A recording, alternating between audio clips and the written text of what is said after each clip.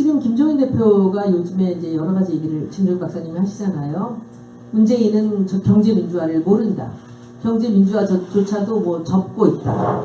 뭐 이러면서 경제민주화의 주도권을 자기만이 갖고 있는 것 같이 그러시잖아요. 근데 우리 그 주 박사가 우리 당에 와서 총선 때 공약에 도움을 준 이유는 김종인 박사를 보고 온 거거든요. 그래서 제가 알기로는 김종인 박사가 하려고 하는 경제민주화를 자기가 도와서 이루어야 된다는 그 생각으로 들어온 거였거든요. 입당은 안 했지만. 근데 그때 그 얘기하고 지금 김종인 대표가 경제민주화는 자기의 주도권 하에서만 될 수 있는 것 같이 문재인은 경제민주화를 이룰 수가 없다라는 식으로 말씀을 하시는 거를 한번 좀 보시고 전문가 입장에서 이거를 어떻게 우리가 해석을 해야 되는지 좀 얘기 좀 해주세요. 이래서 내가 이 친구가 오라고 가면 안 되는 거예요. 그 청문회도 괜히 친구 따라 강남 갔다가 마누라만 안 듣고 싸우는 바람에 이상하게 돼버렸는데 그 문제에 대해서 저는 이렇게 생각해요. 뭐냐면 첫 번째로 사실은 많은 사람들이 문재인 씨가 경제민주화에 대해서 얼마만큼 적극적인 의사를 갖고 있느냐에 대해서 의심을 갖고 있는 사람들이 많아요. 이거는 꼭 무슨 문재인 개인에 대한 또는 무슨 뭐 정치인에 대한 타당적인 뭐 찬반을 떠나서 그런 거랑 없는 사람들 사이에서도 그런 생각을 하는 사람이 많습니다. 왜 그러냐면은 첫 번째로 노무현 정권 때 여러분들 잘 생각해 보세요. 재벌개혁에 관련돼서 노무현 정권에 산 것이 없습니다. 그렇죠? 그렇기 때문에 그것의 연장이 있는 것은 아닐까라는 생각을 하는 사람들이 실제로 재벌개혁 논자들 중일 수도 있어요. 두 번째로 그렇지만 김종인 박사께서 그 문재인 씨가 예를 들면 뭐 경제연구원 원장들을 뭐 만났다든가 이런 걸로 해서 재벌에 말하자면은 뭐 이미 넘어간 거 아니냐는 식으로 말씀하시는 건 약간 좀 지나친 얘기인 것 같고, 그런데 걱정스러운 것은 이런 거죠. 민주당입니다. 저는 걱정이 돼요. 뭐냐면은 사람들이 그런 얘기했어요. 그러니까 김종인 씨 처음 나왔을 때 도대체 김종인의 경제민주화가 뭐냐, 뭐하다, 뭐 어쩌든 막 얘기를 했어요. 그래서 선거가 끝나고 나서 20대가 들어오고 난 다음에 재벌개혁에 관련된 여러 가지 법 제안을 발의를 김종인 씨 이름으로 했어요. 그렇죠? 근데 그 법 제안들 어디가 있나요? 뭐가 지금 진행되고 있나요? 누가 지금 추진하나요? 그런데 지난주 월요일이죠. 지지난주구나 벌써. 지난주 월요일날 정책위의 윤호중 씨가 무슨 촛불 뭐 과제 10대 과제 얘기를 했어요.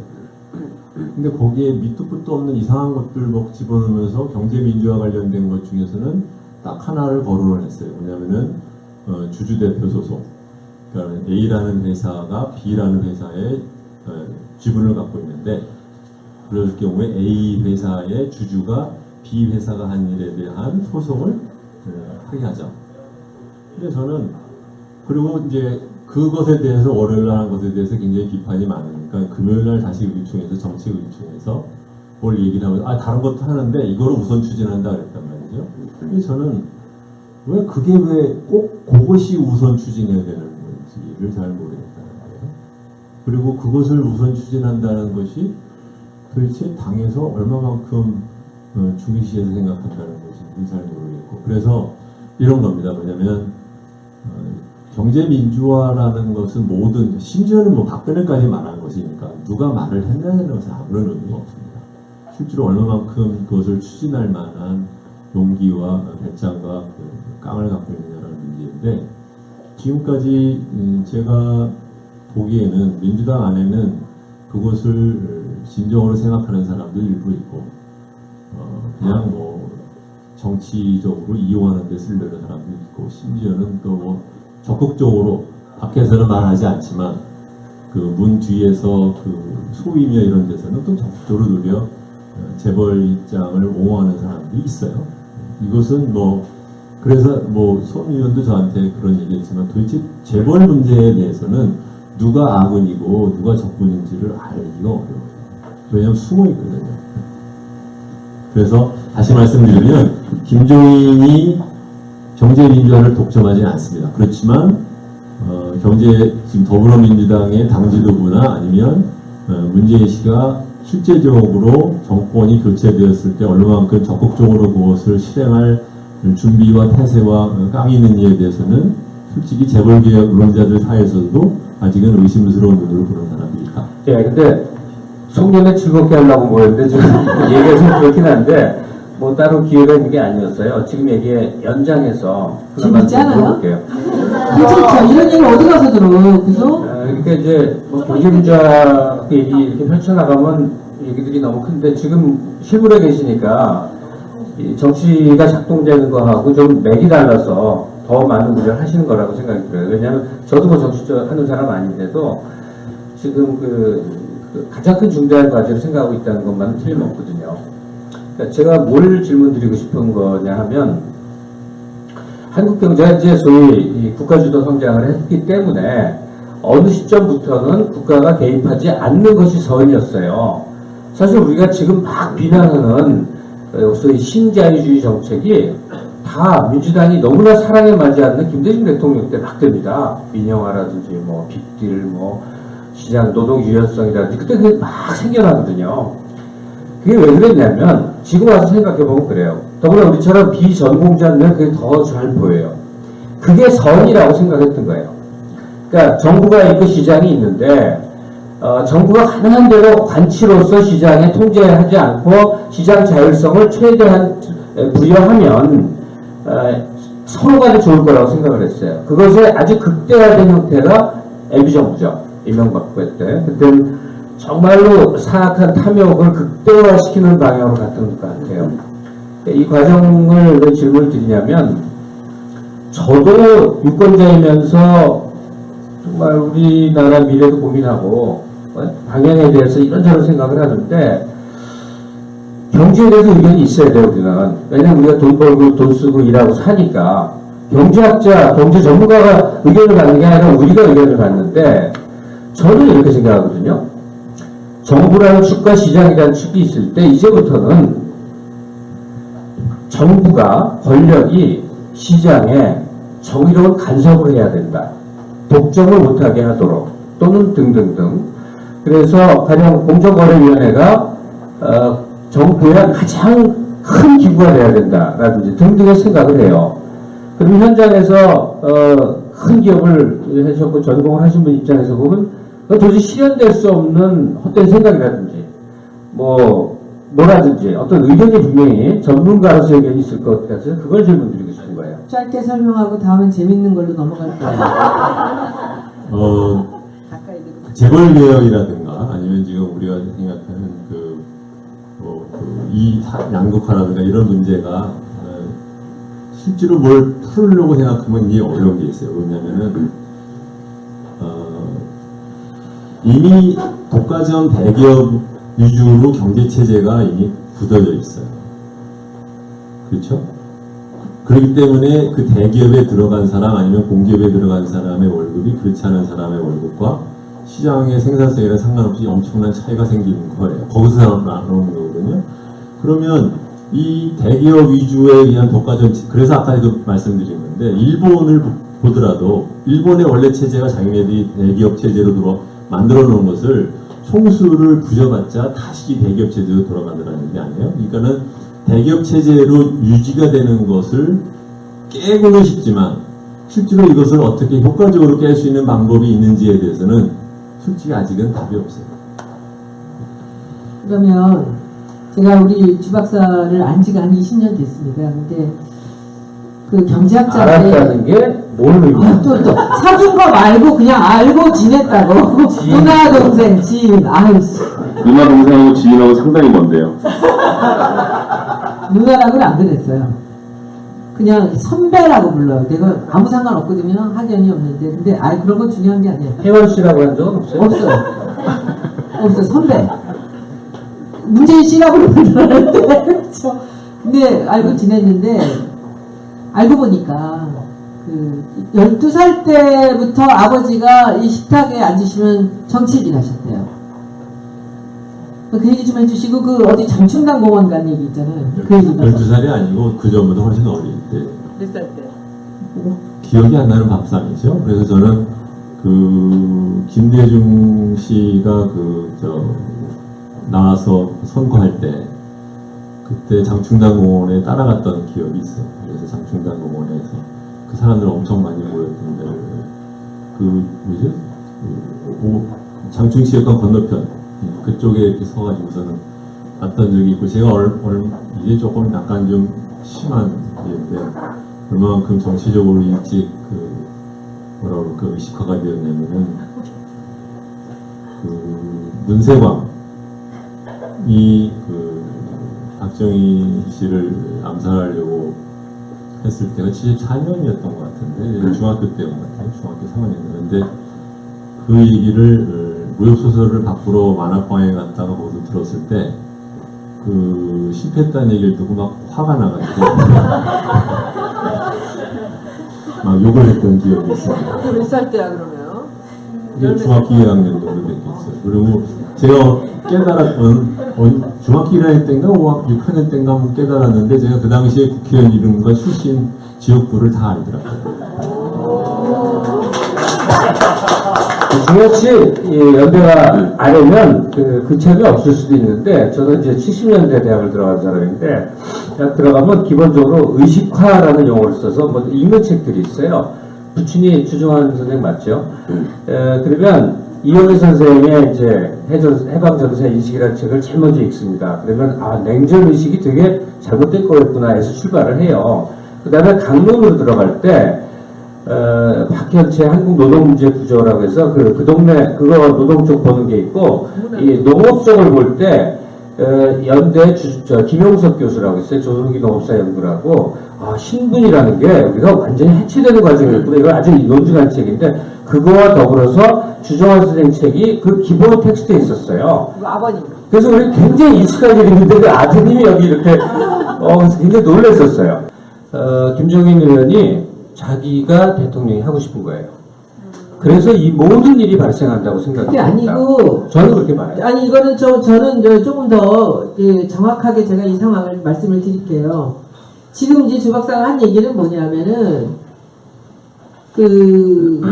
김종민이라는 분은 이 경제민주화에 대해서 굉장한 사명감을 갖고 계세요. 내 살아생전에 내가 이 일을 할 수 있어야 된다. 내가 갖고 있는 모든 생각과 지금까지 쌓아온 그런 연구와 이런 분석들을 우리나라에 대입을 시켜서 그래야만 우리나라가 살아날 수 있다는 생각을 하고 계세요. 그러니까 지금 말씀같이 박근혜도 도왔는데 뒤에서 또 팽당하고, 그리고 이제 문재인 대표를 도울 때도 그것 때문에 오셨어요. 그리고 제가 그 자리에 있어서 저는 알고 있는데, 문 대표님 입장에서는 김 대표한테 이 대권을, 이 총선을 앞두고서는 모든 우리나라 아마 헌정사상 처음이자 마지막일 겁니다. 총선을 앞두고 모든 권한을 다 주고 자기가 빠졌습니다. 비례대표 하나도 자기가 추천을 하지 않았어요. 근데 그때 빠질 때 이분이 뭐였냐면, 이 김 대표도 믿었던 게 뭐냐면, 문재인이라는 사람을 내가 대통령을 만들면 이 사람은 나한테 경제민주화를 온전하게 내가 하게끔 해줄 것이다라는 믿음이 있었을 거라고요.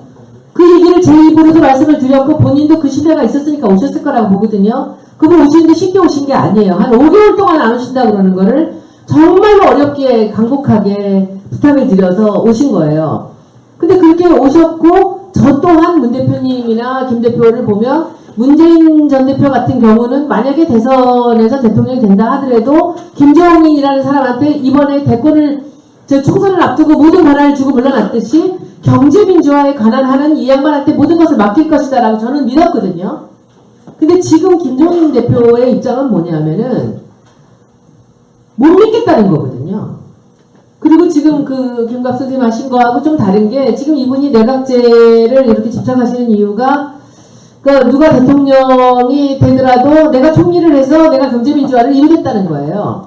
그 얘기를 한 거예요, 저도. 그러니까. 근데 사실은 이분은요, 대통령이 되고 싶거나 집권을 하고 싶다는 생각이 아니라 경제민주화를 자기 살아생전에 해야 된다는 생각을 하시는 거예요. 근데 제가 느끼기에는 지난번에 이분을 모셔올 때나 마찬가지로 문재인이라는 사람은 변한 사람이 아니기 때문에 그 약속을 꼭 지킬 거라고 보거든요. 근데 왜 지금 순간에 이분이 이렇게 등을 지고 계속 총을 쏘는지가 저는 이해가 잘 안 돼서 그래요. 야, 송년회 자리에서 정말 이런 얘기가 굉장히 잘. 근데 이거는 굉장히 중요한 얘기 아니에요? 이제 그만 얘기해도 되는데, 다만 두 분은 김정인 의원을 가까이서 사적으로 아니까 그 충정과 선의가 보여요. 근데 저처럼 한 번도 본 적이 없고 매체를 통해서만 그 일련의 과정을 본 사람 눈에는 자기가 항상 누구의 아래에 있었으니까 내 뜻을 펼쳐날 수가 없었는데 지금은 상황이 보여서 내가 최종 결재권자가 되고 싶은 그 권력욕, 그 욕망 때문에 모든 흐름이 왔다고 생각이 들어요. 처음엔 그러지 않았을 수도 있겠으나 지금 그렇게 보입니다.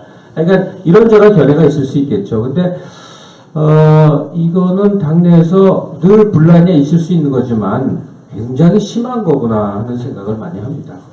어떻게 생각하세요? 근데 저는 김유민 박사님한테는 죄송한 얘기지만 정치인으로서 또는 정치 리더로서의 김종인 씨의 영향력은 별로 의미가 없다고 생각해요. 왜냐하면 결국 정치 지도자라는 것은 국민이 고르는 것이지 내가 아무리 잘났다고 말을 해서 의미가 없는 거거든요. 경제 정책 또는 경제 민주화에 관련된 그분의 생각이 분명히 좋은 점이 있지만 그렇다고 해서 그분이 그렇기 때문에 그분이 정치인 리더가 되거나 또는 리더가 될 자격이 있거나 그것은 전혀 다른 얘기고, 물론 이제 어떻게 보면은 이제 조중동이나 언론에서는 그 사람을 자꾸 이렇게 띄워서 그 분쟁을 만드는 것이 더 뭐 얘기가 되니까 하는 것이지만 실제적인 정치 프로세스에서 김종인 박사님이 갖고 있는 영향력은 저는 이미 한계를 보였고 이미 소진이 되었다 이렇게 생각합니다. 저는요, 우리 뒷갑 선생님은 이제 그런 거죠. 이렇게 우리 당을 지지하는 사람들 입장에서 봤을 때 김정인이라는 사람은 정말 싫은 사람이거든요.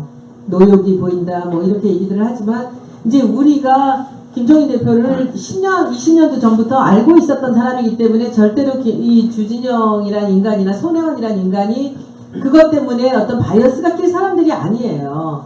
그리고 실제로 이 얘기까지는 정말 하고 싶진 않은데 결정적인 순간에 가장 무서운 적이 될 사람이 우리 같은 사람들이에요. 왜냐면 우리는 알기 때문이죠. 그분을 너무 잘 알고 있기 때문에. 근데 지금도 저는 제가 나중에 이제 우리가 사적으로 제가 주 박사하고 더 얘기를 나누겠지만은 저는 김종인 박사님이 진짜 경제민주화를 하고 싶다면 우리 민주당을 도와야 된다고 저는 생각을 해요. 그러면 그렇게 했을 때 우리 민주당의 후보들이나 그리고 저나 이쪽에 관련돼서 그 경제민주화를 도우려고 우리 당에 들어왔단 말이죠. 우리가 그분을 도와서 다른 사람들이 그분에게 무슨 총을 겨룰 때 우리가 그분을 막아들일 수 있는 사람이 되었어요. 그런데 반대의 경우에는 우리가 적이 될 수밖에 없거든요. 그래서 저는 지금 상황이 사실은 아주 굉장히 걱정이 됩니다. 이분이 지금 계속 오늘도 지금 기사 난 걸 보고 제가 처음으로 오늘 기사를 링크를 했어요. 그래서 뭐 내가 일당을 만들어 줬더니 뭐 이렇게 하는데 그래서 제가 그냥 거기다 딱 넣은 게 뭐 혼자 하신 건 아니잖아요. 왜냐면 그 참여를 같이 했기 때문입니다. 저는 참여를 같이 그 상황에 있었기 때문에 저는 그 얘기를 해도 됩니다. 처음 그 얘기를 올렸어요. 우리 부장관은 굉장히 두려워하고 있었는데. 의원님, 칼은 칼집에 들어있을 때 제일 무서운 법이니까요. 아니, 아직도 칼집이에요. 아직도 칼집이에요. 저희 이거 한마디만 딱 나올게 보자면 예. 비주류 의원들이 뭐 지도부 공격하고 대선 후보 공격하는 건 늘 봐왔기 때문에 아무렇지도 않은데 김종인 의원은 비주류도 아니고 뭐냐면 그냥 문재인 개인을 끊임없이 모욕 주기를 해요. 끊임없이 너무나 오랜 동안. 그러니까 화가 나요. 그리고 제가 문 대표 입장이라면 난 못 참을 것 같거든. 서로 간에 둘 중에 하나가 부러지고 말지. 그러니까 비판하는 거하고 모욕 주는 건 다른데 참 너는 들떨어졌고 뭘 몰라 이런 식의 발언을 끊임없이 그게 더 모욕인 거 같아요. 그렇게 할 수가 있는가. 아니 그러니까 김정인 씨가 문재인을 향해서 끊임없이 그런 식으로 한 수 낮은 사람인 양 이렇게 짓밟아 버리는데 이거는 굉장히 불쾌한 한두 번도 아니고 끊임이 없어서 제가 뭐 누구 지지자 이전의 문제예요. 이건 정말 예, 그 정도 일단 그거는요, 제가 그 이유를 하나 말씀드릴게요. 그거는 상대가 너무 강하기 때문에 그래요. 네, 알겠습니다. 대기업 초봉이 우리나라 지금 소득으로 치면 탑 10%에 들어간다는 이 굉장히 이상한 구조거든요. 그러니까 그래서 재벌개혁 얘기를 하는 거고 독과점 문제라는 거지. 왜 그렇게 되느냐? 경제를 독과점 기업이 컨트롤하고 있으니까 그 기업에다가 물건을 대는 나머지 사람들을 계속해서 지금 뜯기고 있는 거예요. 그래서 이것을 우리가 왜 이 사람들은 경제 뭐 좀 덜 잘 살게 뭐 하자는 얘기를 하는데 뭐 좀 안다는 니들은 왜 이상하게 머리가 다 재벌계요 뭐 알지도 못한 이상한 소리로 가느냐. 이 사람들이 생각해보면 결국은 문제의 근원이 거기서부터 나오기 때문에 그래서 그렇습니다. 어려워요. 좀 간단하게 다시 한번 여쭤볼게요. 주 박사님은 왜 민주당이 대선에서 이겨야 그나마 경제가 나아질 거라고 생각하고 계시는지, 왜 민주당을 선택하셨는지 한번 좀 들어보고 싶어요. 현재 집권 세력이 이 나라를 어떻게 끌고 가야 되는지에 대한 생각이 없고 완전히 고갈되었다는 것이 드러난 것은 이미 한 10년이 지났어요. 10년이 훨씬 더 전에 들어갔죠. 그러니까 박정희 때 만들어놓은 모델을 그대로 답습을 하면서 박정희 이름 팔아가지고 기존에 자기들이 누리는 그 권력과 돈을 계속해서 유지하려는 것 뿐이지. 예를 들어서 말씀드려 볼게요. 이번 4월달 선거에 여러분들이 워낙 그 정치적인 성향 때문에 그럴 수도 있지만 새누리당에서 공약으로 내놓은 게 뭐가 있나요? 기억하세요? 없어요. 없어요.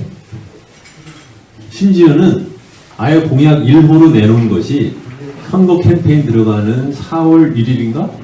그때 처음 내놨어요. 아니, 그러니까 3월 30일인가? 그날 처음 내놨어요. 그게 뭐였냐? 양적 완화였어요. 한국형 양적 완화.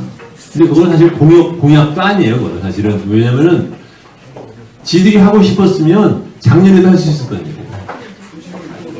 자기들이 하려고 하면은 작년에도 할 수 있었고 선거에 저도 할 수 있는 일을 그걸 왜 공약으로 내나요? 그건 공약이 아닌 거예요.